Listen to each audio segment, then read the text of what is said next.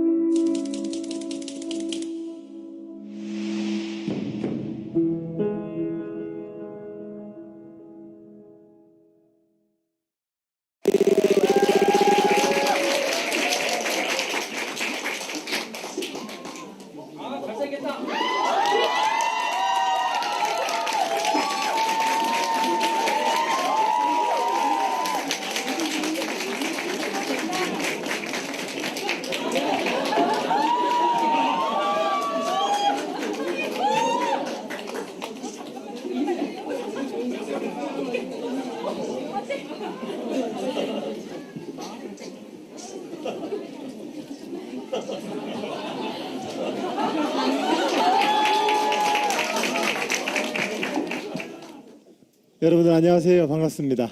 예, 반갑습니다. 네. 그 안에서 이렇게 들으니 굉장히 그 음향 효과가 좋으네요. 이 다큐멘터리가. 그렇죠. 여러분들 하여튼 뵈서 반갑습니다.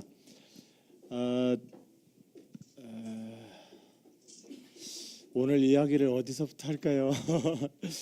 그 제 이야기를 가능하면 좀 이렇게 압축해서 하고 여러분들한테 좀 말씀을 좀 듣는 걸로 그렇게 좀 하고 싶습니다. 여러분들 우리가 현재 살고 있는 이 대한민국에 대해서 잘 아시지요?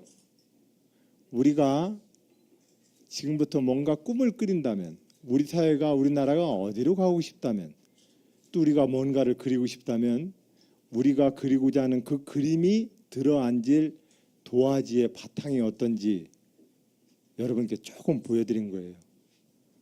우리가 그림을 그리고자 하는 우리의 간절한 소망과 꿈은 저 도화지 위에 그려야 합니다. 조금 전에 보셨던 그 다큐멘터리는 우리가 현재 우리 도화지의 잔상으로 아주 진하게 남아있는 우리의 역사라는 이름의 도화지입니다. 이 바탕을 무시해가지고는 우리의 꿈을 그려낼 수가 없습니다. 그래서 이 역사에 대해서 한번 우리가 다시 한번 기록하고 생각해 봐야 합니다. 1856년에 고종 황제가 즉위를 하고 한 100여 년 동안 우리는 그 사이에 개항을 했고, 개항기 때 우리는 어땠습니까? 올해가 동학농민정쟁 120주년이 되는 날입니다. 제 고향 논산시 노성들판에 지금으로부터 120년 전 2월 14일 10만 명의 동학농민군들이 사람이고 하늘이다. 지금 굳이 우리가 알기 쉽게 표현한다면 민주주의 시민혁명의 정신과 외세의 침략으로부터 나라를 구하자는 민족주의와 애국주의 정신이 뭔가 합쳐진, 그러나 우리가 조금 더 공부를 해보면 동학의 인내천 사상이 물질개벽과 정신개벽까지 이야기하는 위대한 사상가를 만나서 10만 명의 농민들이 다음 달이면 이제 거병을 합니다. 그 10만 명의 농민들이 그의 말에 공주 우금치에서 마지막 전투를 끝으로 몰살당합니다. 몰살당하기 뿐입니까? 그 몰살당하는 전쟁이 끝나자마자 그동안 조정의 군대는 힘도 못 쓰다가 내국 군대가 와서 그 농민들을 진압하고 그 전쟁이 끝난 바로 그 마을에 들어와서 동학농민군의 처자식과 가족을 몰살을 시켜버립니다. 제 고향은 바로 그 들판 한 자락 끝입니다. 저는 어릴 적 어떤 스님이 이 들판에서 죽어간 그 원혼들을 잘 기억하면서 크거라라는 이야기를 했습니다. 저는 어릴 때 그 말이 뭔 뜻인지 몰랐습니다. 자, 우리는 그 기간 동안에 이 개항기라고 하는 이 시기에 수많은 사람들이 이 땅에서 죽어가야 했습니다.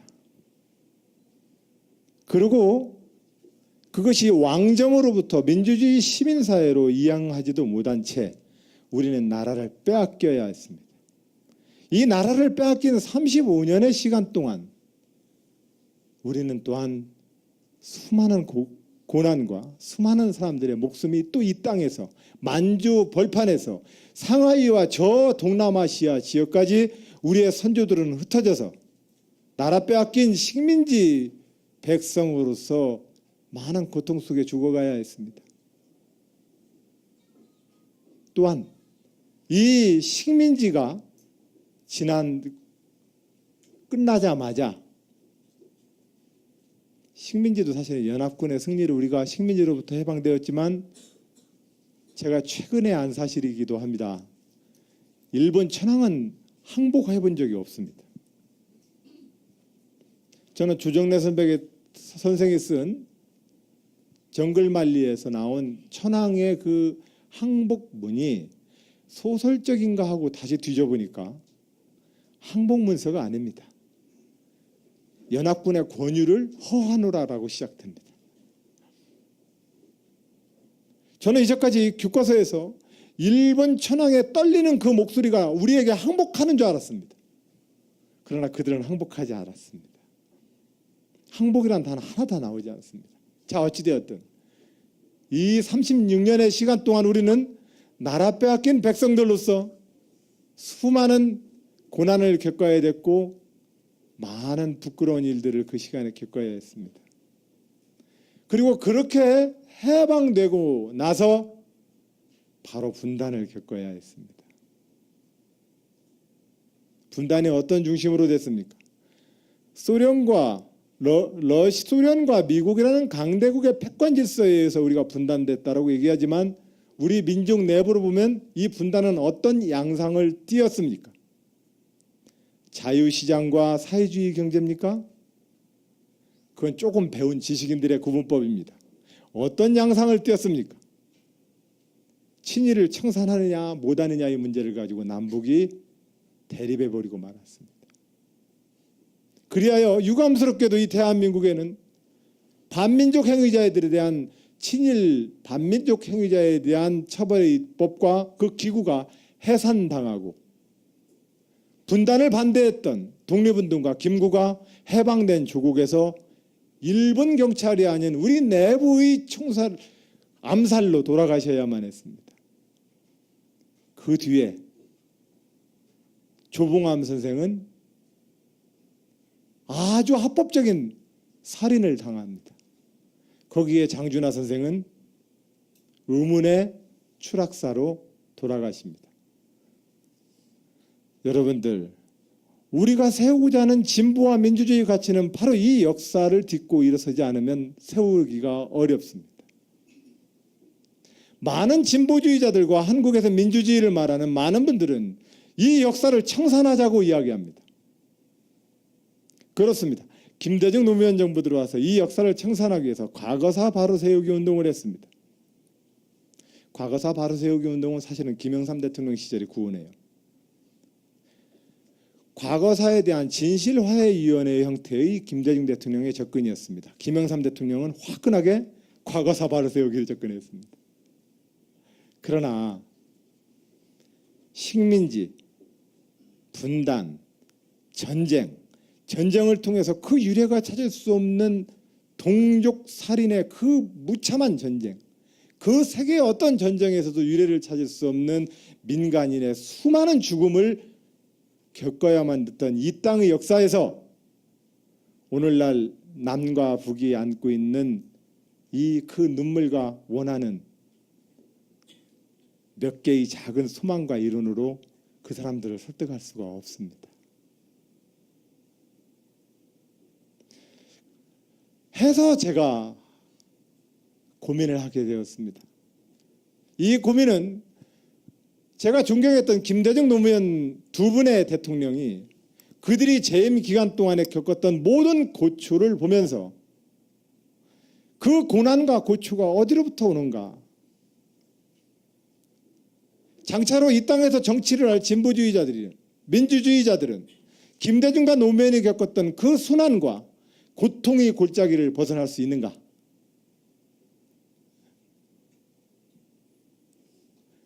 벗어나야 합니다. 그런데 어떻게 벗어날 수 있겠습니까? 이 벗어나고자 하는 저의 이 고민이 이번 제 책의 가장 큰 주제입니다.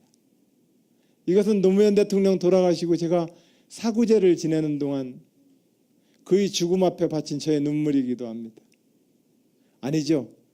그분의 죽음이 저한테 주는 끊임없는 가르침이었습니다.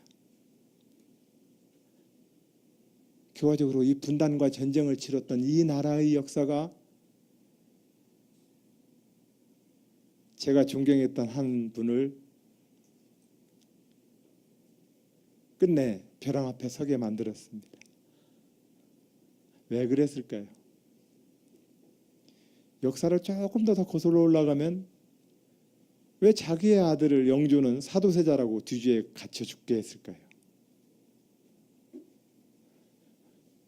무엇이 노무현을 그 벼랑에 서게 했는지, 무엇을 김대중 대통령을 빨갱이라고 평생을 그렇게 낙인을 찍어서 끝내는 나중에 호남 사람이라고 그렇게 미워하게 됐던 그 미움의 근거가 뭘까요? 그 미움이라는 감정, 그 감정의 물감 주머니의 그 근원은 어디일까요? 그걸 자꾸 묻게 되었습니다. 저는 그 물감 주머니를 끝내 다 희석시키지 않으면 빨래로 치면 빨래를 못 끝내는 겁니다. 하면 할수록 계속해서 물감 위에서 물이 스며 나올 텐데. 그래서 결과적으로 이 모든 미움과 갈등과 상대를 향한 이 저주의 그 끝은 나라를 빼앗겼던 백성들이 겪어야 됐던 그 고통이고 분단과 전쟁을 겪어야 됐던 그 시대가 만들어낸 아픔의 물감 주머니입니다. 이것을 어떻게 극복할 거냐, 이 문제가 우리가 지금 극복해야 될 가장 큰 중요한 저는 과제라고 생각을 합니다. 여러분들, 제가 너무 앞에 좀 심각하게 시작했죠? 제가 다소 좀 진지한 경향이 있습니다. 물 좀 먹을게요. 예전엔 처음부터 끝까지 진지했습니다. 근데 저도 조금 도지사를 하고 경험한 건데 처음부터 끝까지 진지해가지고는 아무런 효과가 없더라고요.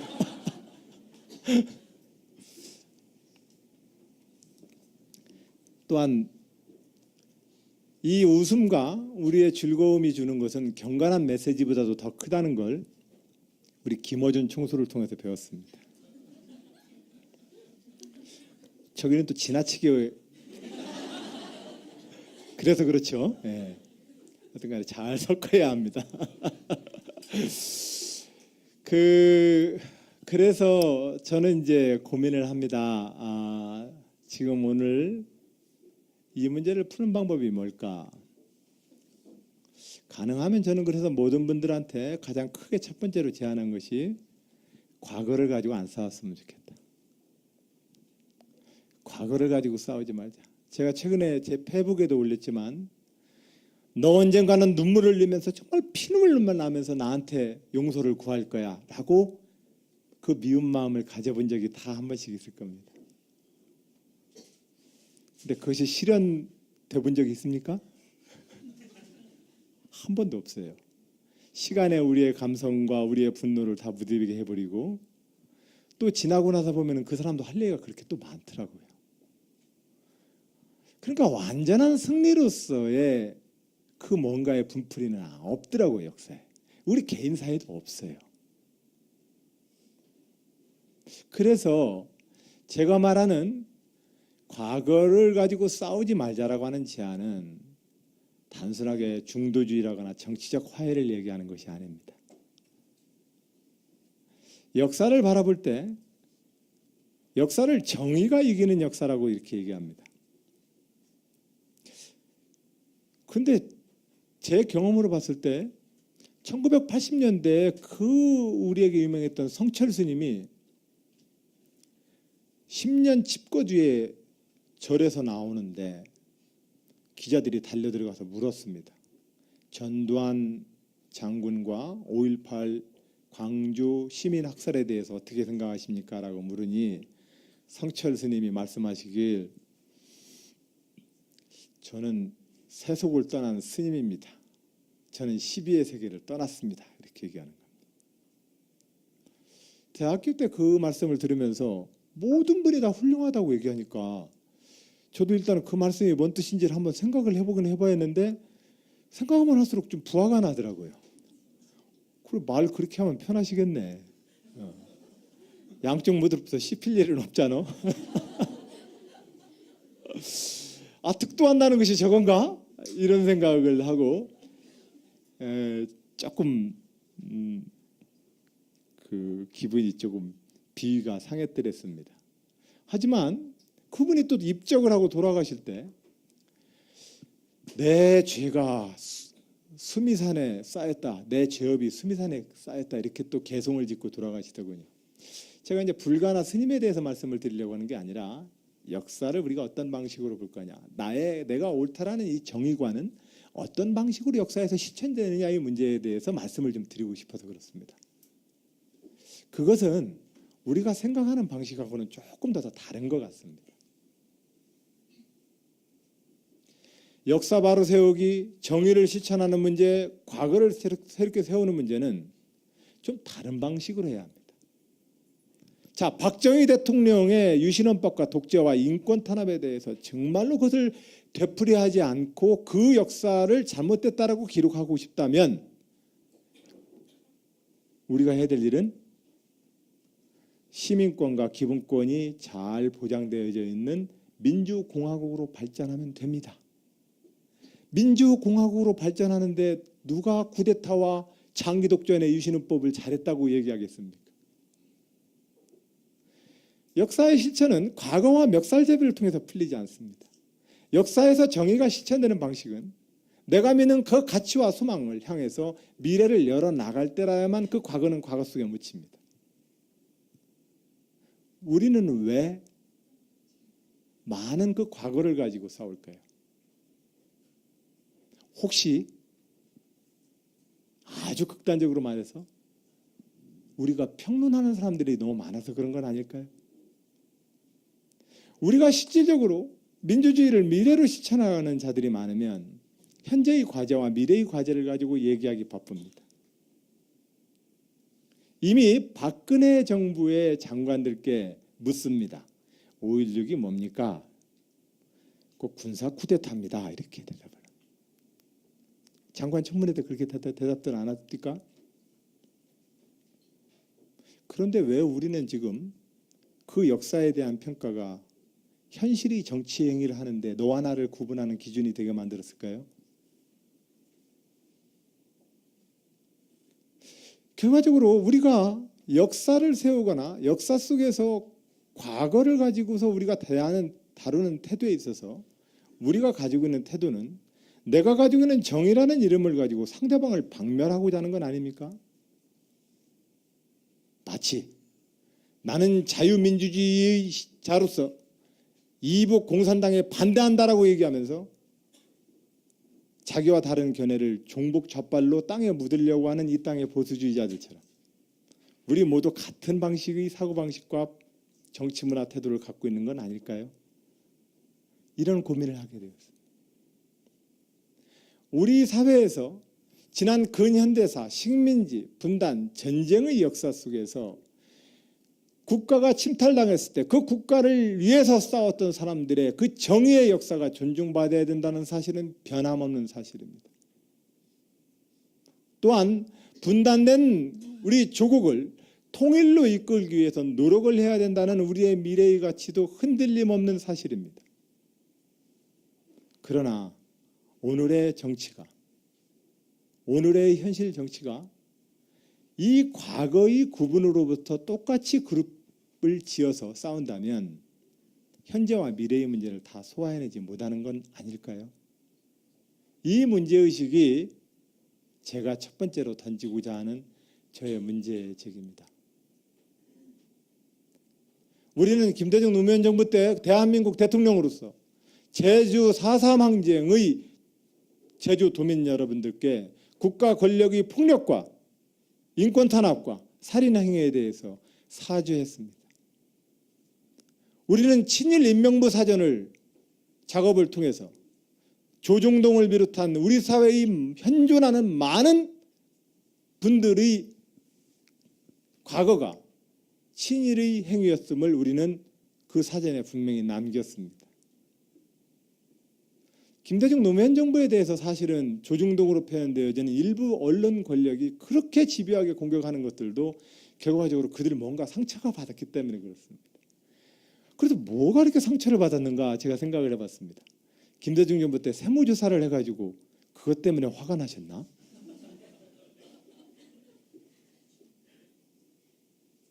근데 그거 같지는 않습니다. 우리 모두나 자기가 서 있는 자기의 위치에서 자기가 서 있는 그 어떤 뭔가를 지키고 싶어 합니다. 물론 그분들이 지키고 싶어 하는 그 모든 것들을 저는 다 용납하거나 용인해야 된다고 생각하지는 않습니다. 저는 그 두 개를 잘 분리해 보자고 얘기합니다.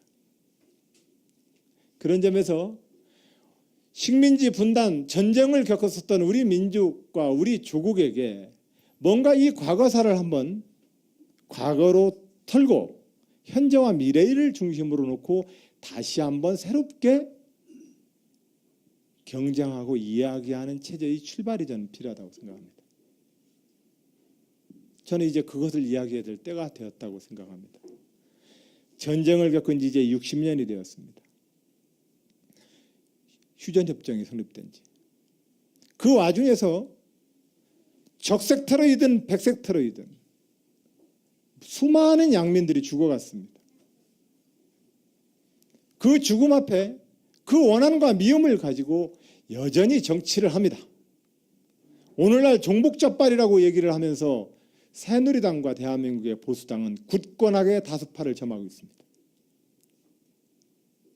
대한민국에서 사실은 진보주의나 민주주의 하자는 건 굉장히 어려운 환경입니다. 지금 민주당이 왜 이렇게 지지율이 안 올라오냐고 그러는데 어려운 환경입니다. 마치 젖은 아궁이에 불 붙이는 것처럼 어렵습니다. 왜냐하면 이 대한민국의 역사 속에서 김구가 총 맞아 죽어야 됐던 이 역사 속에서 민주주의와 진보와 분단을 극복하는 평화를 얘기하는 일은 매우 위험한 일입니다. 그렇기 때문에 좀 어렵습니다.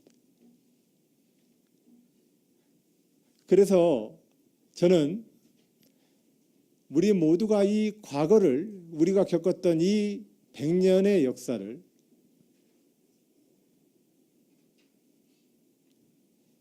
한번 정리하고 현재와 미래의 가치를 가지고 한번 다시 한번 얘기를 해보자. 그리고 현재의 대한민국이 안고 있는 과제는 무엇인지 한번 다시 대화를 하자. 그래서 이제 여러 가지 생각을 다시 하게 되었습니다. 왜냐하면 저는 과거에 당신이 독재자 세력이었는지 당신이 과거에 당신의 선조가 친일을 했는지에 대해서는 그걸 따지지 않아도 충분히 제가 현재와 대한민국이 나가야 될 길에 대해서 할 얘기가 많습니다. 그렇게 물어보긴 할 겁니다. 교학사에서 아직도 여전히 교과서를 저렇게 하자는데 그건 현재까지 살아있는 역사 아닙니까? 이렇게 물어볼 겁니다. 그 문제 어떻게 풀어야 합니까? 실질적으로 그건 또 그 현재의 문제로서 교과서 편찬을 관한 우리 내부의 토론을 통해서 또 풀면 됩니다. 그리고 그들의 주장이 다수의 주장이 되기 어렵습니다. 바로 그런 마음을 가지고 현재의 과제를 가지고서 자꾸 이야기를 해야 합니다. 또 그 현재의 주제를 가지고서 대한민국의 미래를 열어나가는 주제들에 대한 논쟁을 저는 계속할 것을 좀 제안합니다. 그런 점에서 가장 첫 번째로 우리는 지금 분단을 극복해내야 합니다. 이 분단을 극복해내는 방식이 어떤 방식이 있을까? 저는 그래서 여야 모든 정치인들께 제안을 드리는 말씀이 분단과 통일 정책을 가지고 내 정치적 지지의 이유로 삼지 말자. 즉 정파 간에 경쟁적으로 통일 정책을 얘기하면 결과적으로는 통일 정책 때문에 내가 더 사랑을 받았다 그러면 사랑을 못 받은 사람은 그 통일 정책에 재 뿌리고 다니지 않겠어요? 이 분단을 극복하는 민족사적 과제는 하나의 정파의 전매 특허 상품으로 취급되어서는 안 됩니다. 분단을 극복하기 위해서 우리 국가 공동체가 가지고 있는 가장 치명적인 지금 현재 어려움인 이 문제를 풀기 위해서는 가능하면 특허 출원하기 전에 함께 공유해서 함께 걸음을 걸려고 하는 자세가 필요합니다. 그리고 박근혜 대통령이 최근에 통일은 대박이라고 그랬는데 예, 말씀 참 잘하셨어요. 제가 그래서 요새 인터뷰 할 때마다 너무 잘하신 말씀이라고 저는 너무 그 말씀을 좋아한다고 이 말씀을 계속 강조하고 있습니다.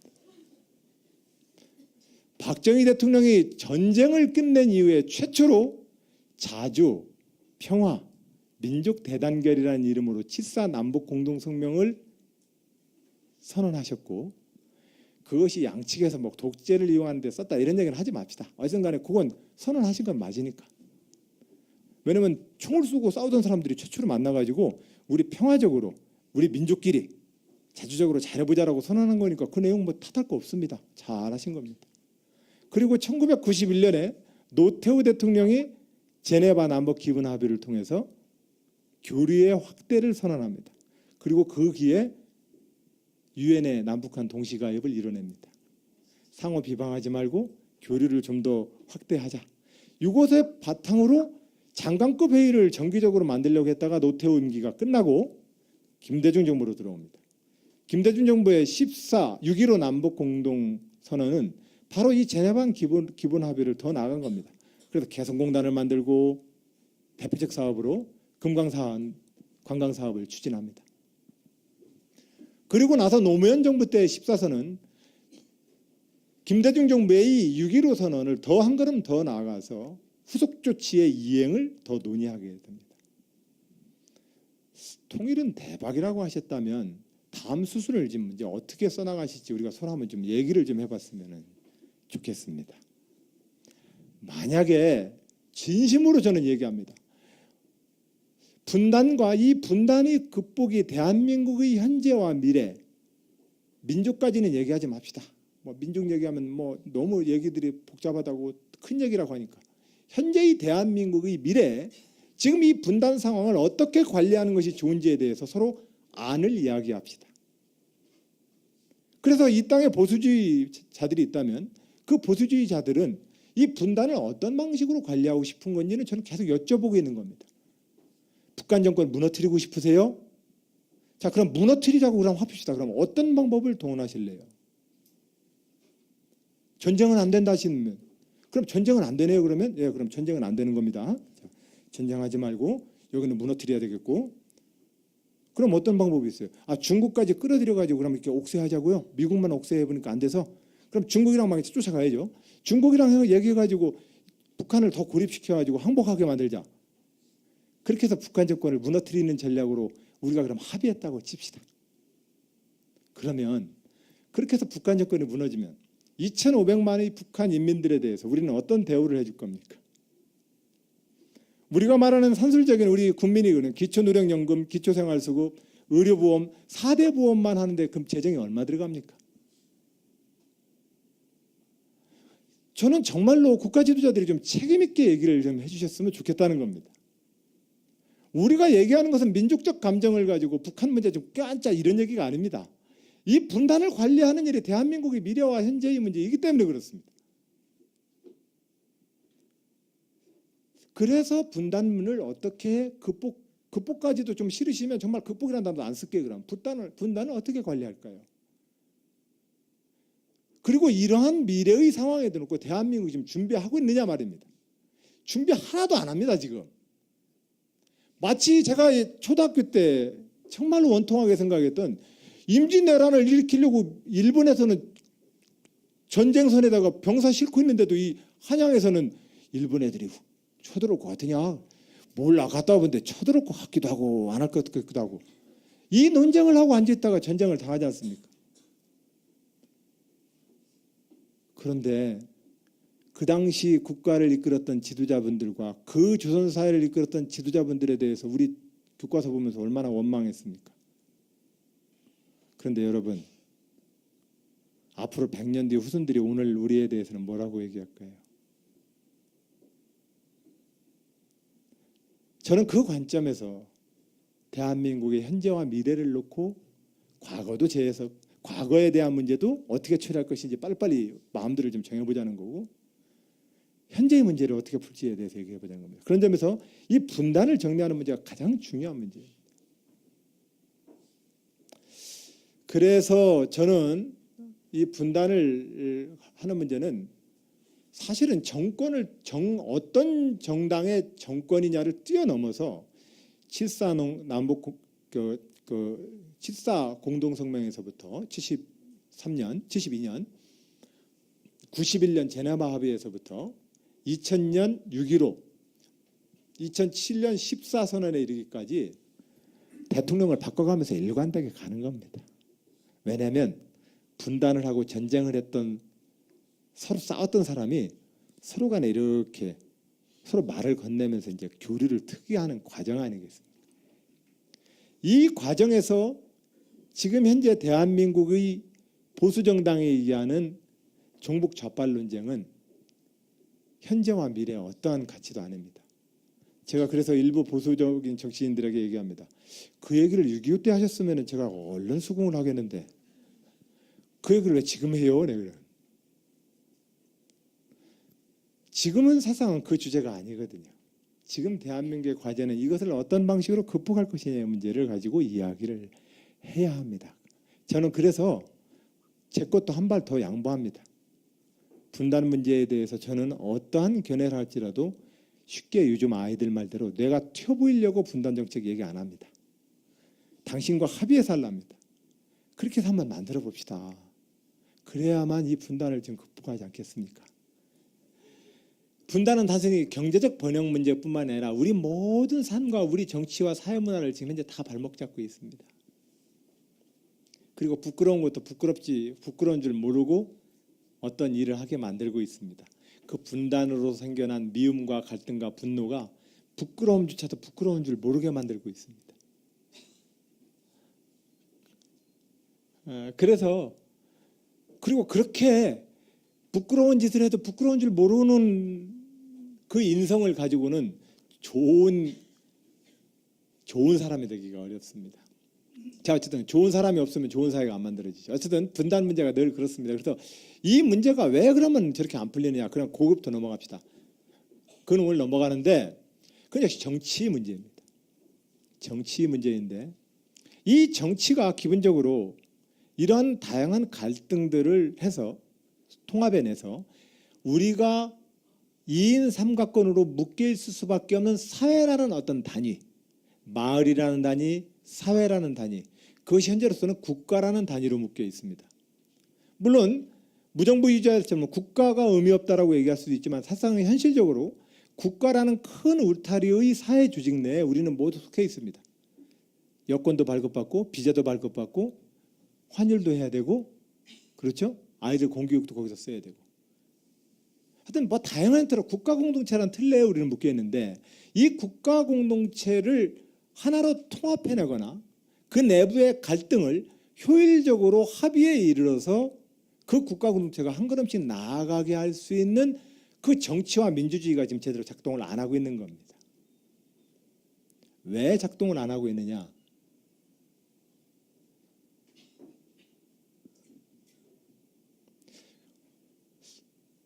우리가 겪어온 이 역사로부터 다들 발목 잡혀 있기 때문에 그렇습니다.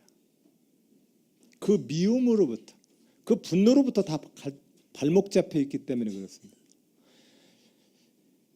그래서 우리가 현재 정치를 이루고 있고 정당을 이루고 있는 이 정당은 다들 강령집과 책들을 다 알지만 정당의 강령집대로 정당의 정체성이 있으면 그 정당이 운영되는 건 아니지 않습니까? 현실이. 현재의 정당은 기본적으로 또 대한민국에서의 진보와 보수는 이 식민지 분단 전쟁 독재라고 하는 이 구조 속에서 이루어진 양쪽의 그룹입니다.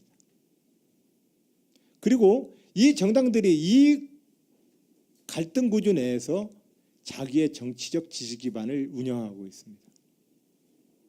선거 때 정책 많이 얘기하지만 사실상은 지지로 이어지는 선거의 가장 핵심적인 것은 가장 첫 번째가 지역주의죠. 연고주의 가지고 합니다. 이 연고주의가 요즘은 조금 더 세련되게 진화해서 지역 발전론을 합니다. 우리 지역 발전시키자 이렇게 합니다. 자, 이제 그런 점에서 이 지역 연고주의가 현재 한국 정당 정치의 가장 근간이 되고 있고 두 번째가 낡은 이념 대결, 특히 종북 좌파를 이야기하시는 분들이 잘 사용하는 이 이념적 갈등의 패로 나뉘어져 있습니다. 여기에 진보 진영은 무엇으로 지금 현재 대응하고 있습니까? 옛날에는 민주화운동,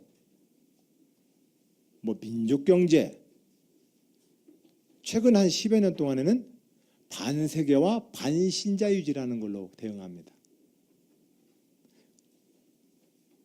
그런데 제가 볼 때는 그 다 현실적으로 좀 아직 우리 현실 문제를 좀 더 효과적으로 반영하는 논쟁이 아닙니다. 진보 진영이 세계화의 과제와 시장의 양극화에 대해서 천착하고 있는 것은 사실이지만 진보 진영의 접근법도 저는 다 동의할 수가 없고, 왜냐하면 문제가 안 풀립니다. 그렇게 해서는. 또 보수 진영의 잣대는 제가 볼 때는 너무 무책임합니다. 그렇게 해서 자기가 대한민국에서의 다수파는 계속 형성할 수 있을런지는 모르겠으나, 그러다가 개항기 때 나라 망가뜨렸던 조선의 지배블록과 다를 바가 없습니다. 지금 대한민국의 지도자 되겠다는 사람이 열심히 국민들로부터 지지를 얻어서 그분들 주장대로 따르면 대한민국을 이렇게 북한에다가 헌납하겠다는 거 아니에요? 그런 정치인이 어디 있습니까? 현실적으로 불가능한 얘기들을 서로 좀 하고 있는 겁니다. 그래서 동서의 그 전쟁을 겪었던 시절의 낡은 이념적 대결 구도와 지역적 연고주의 이 두 축만 앙상하게 남아 있습니다. 사실은 경제민주화의 과제라거나 사회적 복지 논쟁이 지난번 2012년 대선에서 여야 모두 간의 정책 논쟁 거리가 되었는데, 지금 보니까 그거 뭐 굳이 안 지켜도 그렇게 크게 민심이 흉흉해지거나 이렇게 모반이 일어나거나 그러지 않는 걸 보면 이게 핵심 주제는 아니었던 것 같습니다. 자기가 정말로 소중하게 저것 믿고 지지했더라면 사람들이 안 참겠죠. 그런데 그것을 약속을 번복하더라도 내가 신뢰를 계속해서 보내는 걸 보면 그걸 가지고 자기가 지지한 것 같지는 않아요. 그러니까 자기가 정말로 저 사람을 지지했던 이유가 뭘까를 생각해 보면 역시 많은 국민들은 이북에 대한 태도가 어떤가를 놓고 역시 표를 주는 분들이 다수가 있다는 걸 의미하고, 또 한편으로는 지역적인 연구를 가지고 역시 마음이 간다라고 하는 이 두 가지 요소가 자기가 그 정치인과 정치 세력에게 보내는 내 마음의 증표를 내보내주는 가장 유일한 근거이기 때문에 앞에 좀 하더라도 아이고 나라 좀 형편 좀 좋아진다면 더 준다잖아. 그걸 가지고 왜 지금 자꾸 깎아내리고 그래. 아, 충청도 사투리 이래요. 제가 좀 차도남 이미지에 충청도 사투리 하면 좀 이상한가 봐요. 그죠? 저도 그렇게 말씀하시길래 거울 보고 해보니까 좀 안 어울리긴 해요. 어찌됐든 여러분들, 이 정치가 과거의 이 구조를 가지고 정당이 계속 진행되고 있습니다. 자, 그럼 현재 새로운 정치를 이야기하시는 분이 있습니다. 안철수 의원이 새로운 정치를 또 깃발을 들고 계십니다. 저는 그 실험이 국민들의 그 희망과 기대만큼 저는 좋은 결과를 만들어 주셨으면 정말 좋겠습니다. 왜냐하면 1990년 3당 합당 이래로 우리 민주당은 호남에 갇혀버렸습니다. 저도 계속해서 이 당적으로서 공격받는 것 중에 가장 하나가 거기는 무슨 당이잖아 이렇기 때문에 공격을 받는 요소가 하나 제일 큽니다. 노무현 대통령도 부산에서 떨어졌던 게 민주당적 김대중당 아이가 이것 때문에 떨어진 겁니다. 그래서 이런 기존의 정당의 구연으로부터 좀 자유로운 분이 새로운 정치의 깃발을 가지고 판을 한번 확 정리해 주는 것도 저는 좋겠다 싶습니다. 그런데 이제 이 흐름은 안철수 의원도 좀 고단한 길을 더 많이 가셔야 될 겁니다. 많이 가셔야 될 거인데, 자, 어쨌든 이 정당 구조가 바뀌어야 합니다. 이 정당 구조가 바뀌는 과제가 이제 하나 남았다는 말씀드리고, 제가 끝으로 한 부분을 더 말씀을 드리고 싶으면 정부 영역이 바뀌어야 합니다. 결과적으로 우리 모두가 정부가 해 주었으면 생각하는 영역과 정부가 할 수 없는 영역에 대해서 우리 스스로가 좀 더 정리를 해야 합니다. 선거 때마다 지도자들이 나와서 내가 당선되면 다 해결할 것처럼 얘기하지만 해결 안 되는 문제가 너무 많습니다. 또 4년, 8년, 5년, 10년 가지고는 절대로 바뀔 수 없는 어떠한 사회적 과제입니다.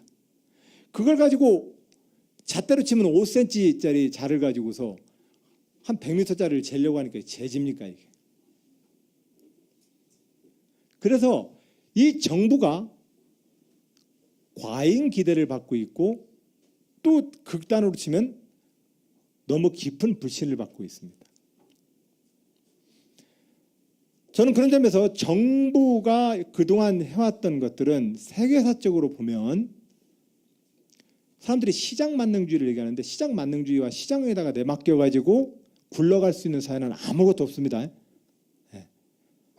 시장은 정부가 개입을 해서 저울 눈금을 속이는지 주식장부 회사의 재무제표를 속여가지고 주식을 사는 사람한테 허위거래를 하게 만들지는 않는지 이런 각종 도량형의 통일과 공정한 시장 거래를 위한 순찰활동을 안 해주면 기본적으로 시장은 폭 무너집니다. 또한 시장은 시장에 공급되어지는 가장 큰 요소인 노동력 상품을 향한 공교육 정책에 기반하지 않으면 시장은 그 노동력 상품을 그에 쓸 수가 없습니다. 그렇기 때문에 시장에 다 맡기면 될 것처럼 얘기하시는 분들은 그건 존재하지 않습니다. 자, 그러나 그렇다고 해서 이 시장을 박정희 대통령 시절처럼 국가가 주도해서 시장을 끌고 갈 수 있다라고 하는 믿음도 제가 볼 때는 잘못된 믿음입니다. 그 누구도 시장의 수요와 공급이 통해서 조절되어지는 가격, 그 가격을 통해서 조절되어지는 사회적 재화의 분배 기능을 어떤 관료가 앉아가지고 아 이건 이렇게 하고 공급자는 매수를 하고 수요는 이렇게 하고 가격은 이걸 누가 머릿속에 해내질 수가 없습니다. 이것은 그야말로 우리가 그러나 우리는 대부분 지금 정부의 영역에다가 이것을 모두 다 정의라는 이름으로 해결해 주길 바랍니다. 그리고 정치인들은 마치 그것을 다 자기가 해결할 것처럼 이야기합니다. 정부 영역이 재주정되어야 합니다. 정치와 정부가 재주정되어서 기업과 시장과 시민사회가 성장한 만큼 정부의 역할이 재주정되어야 합니다. 지금은 우리 가정사로 치면 아이들이 영유아기 때 부모의 역할을 정부가 지금 하고 있거나 하겠다고 약속을 하는 겁니다. 이렇게 가면 안 됩니다. 그런 점에서 정부와 정치의 혁신이 필요한 이유가 여기에 있습니다. 그래서 정부 혁신을 어떻게 갈 것이냐 이 과제가 남고 이러한 낡은 구조 갈등 기반의 그 근거에서 계속해서 연명하고 있는 현재의 한국의 민주주의 정당 정치를 극복시켜내야 합니다. 이 두 가지 요소를 극복시켜내는 일이 우리가 지금 현재 우리 모두의 시대에 지금 떨어져 있는 과제라고 생각을 합니다. 저는 대한민국의 민주화운동 세대로서 그 누구도 총칼로 대통령의 자리에 오르거나 그 누구라 할지라도 부정선거를 통해서 민의를 왜곡시키는 민주주의의 기본을 유린하는 그 시대를 청산하는 데 저는 기여했다고 생각합니다. 그러나 이 민주주의는 좀 더 앞으로 나아가야 합니다. 이 민주주의 사상과 제도와 기술이 좀 더 효과적으로 우리가 살아가는 일상적인 국가 공동체의 작동 원리, 오퍼레이팅 시스템으로 좀 더 효과적으로 구현되어야 합니다. 이 길로 정부와 정당과 정치가 혁신되어야 합니다. 이걸 위한 여러 가지 제안들을 이 책을 통해서 제가 몇 가지를 좀 정리해 보았습니다. 그것이 앞자락은 우리가 서 있는 이 땅과 도화지에 대한 이 도화지 정리를 한번 좀 합시다 이렇게 말씀을 좀 드린 거고 그 도화지 위에 제가 그려내고 싶어하는 정치와 정부의 혁신의 길에 대해서 저의 소망과 그것에 이르기 위한 몇 가지의 제 수단에 대한 고민들을 거기다가 지금 제가 제안했다 이렇게 말씀을 올립니다. 여러분 제 말씀 마치겠습니다. 고맙습니다. 네.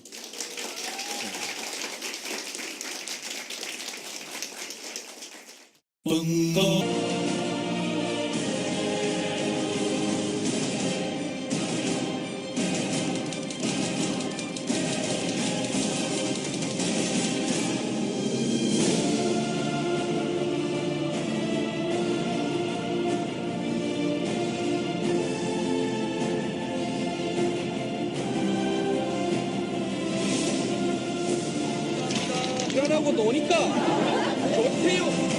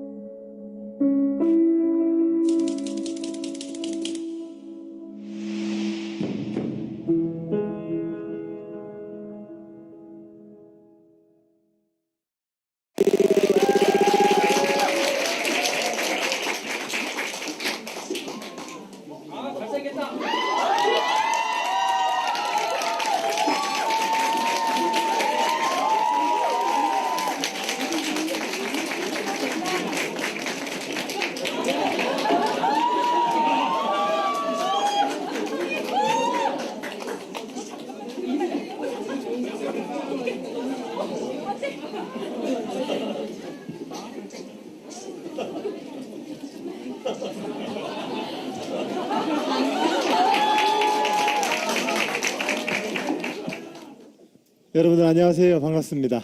예, 반갑습니다. 네. 그 안에서 이렇게 들으니 굉장히 그 음향 효과가 좋으네요. 다큐멘터리가. 그렇죠. 여러분들 하여튼 뵈서 반갑습니다.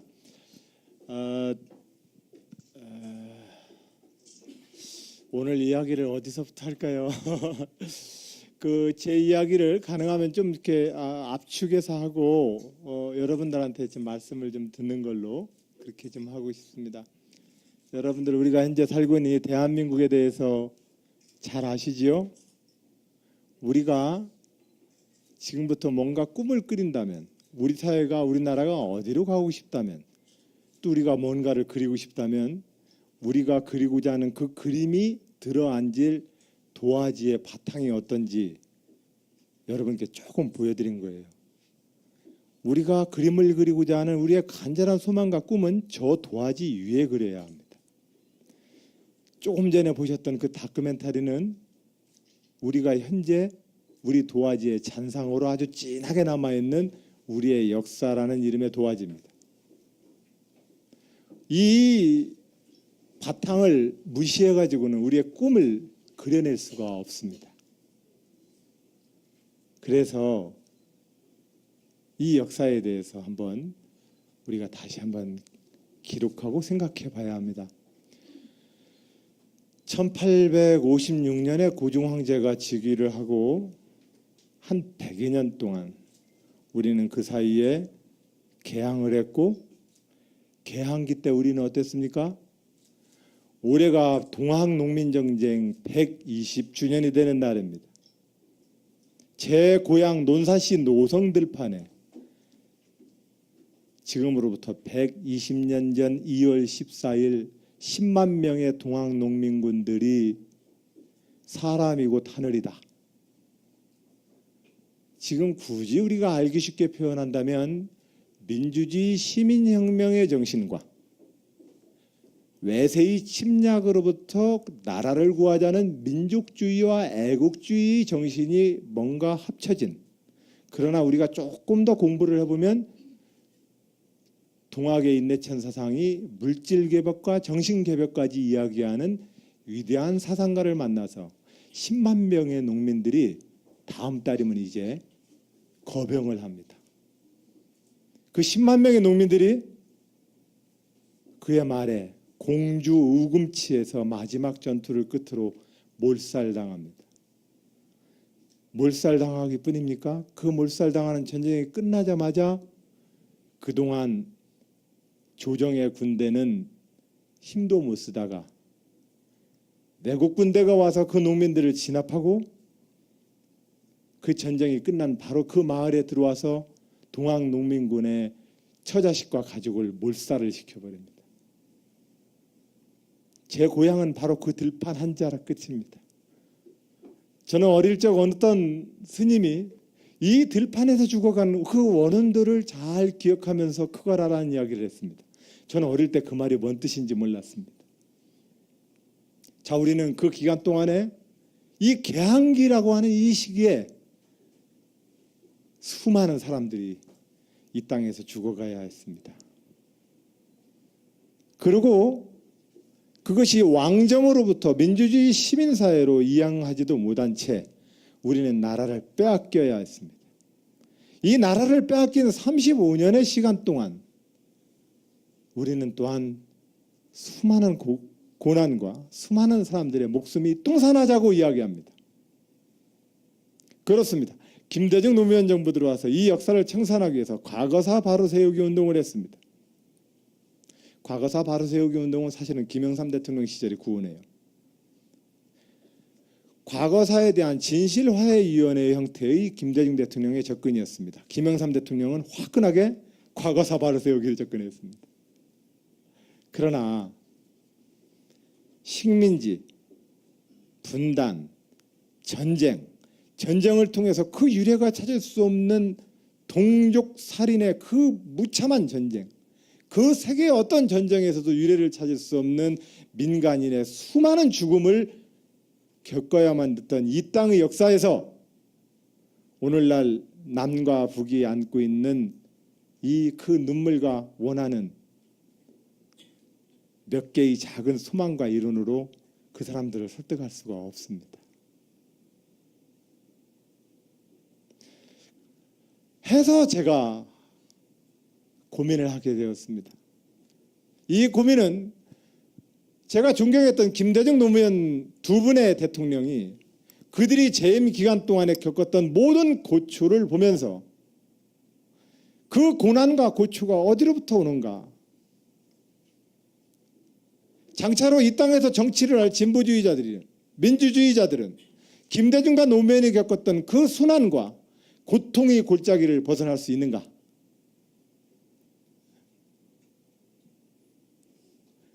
벗어나야 합니다. 그런데 어떻게 벗어날 수 있겠습니까? 이 벗어나고자 하는 저의 이 고민이 이번 제 책의 가장 큰 주제입니다. 이것은 노무현 대통령 돌아가시고 제가 사구제를 지내는 동안 그의 죽음 앞에 바친 저의 눈물이기도 합니다. 아니죠. 그분의 죽음이 저한테 주는 끊임없는 가르침이었습니다. 결과적으로 이 분단과 전쟁을 치렀던 이 나라의 역사가 제가 존경했던 한 분을 끝내 벼랑 앞에 서게 만들었습니다. 왜 그랬을까요? 역사를 조금 더 거슬러 올라가면 왜 자기의 아들을 영조는 사도세자라고 뒤주에 갇혀 죽게 했을까요? 무엇이 노무현을 그 벼랑에 서게 했는지, 무엇을 김대중 대통령을 빨갱이라고 평생을 그렇게 낙인을 찍어서 끝내는 나중에 호남 사람이라고 그렇게 미워하게 됐던 그 미움의 근거가 뭘까요? 그 미움이라는 감정, 그 감정의 물감주머니 이 땅에서 만주 벌판에서 상하이와 저 동남아시아 지역까지 우리의 선조들은 흩어져서 나라 빼앗긴 식민지 백성으로서 많은 고통 속에 죽어가야 했습니다. 또한 이 식민지가 끝나자마자 식민지도 사실 연합군의 승리로 우리가 식민지로부터 해방되었지만 제가 최근에 안 사실이기도 합니다. 일본 천황은 항복해 본 적이 없습니다.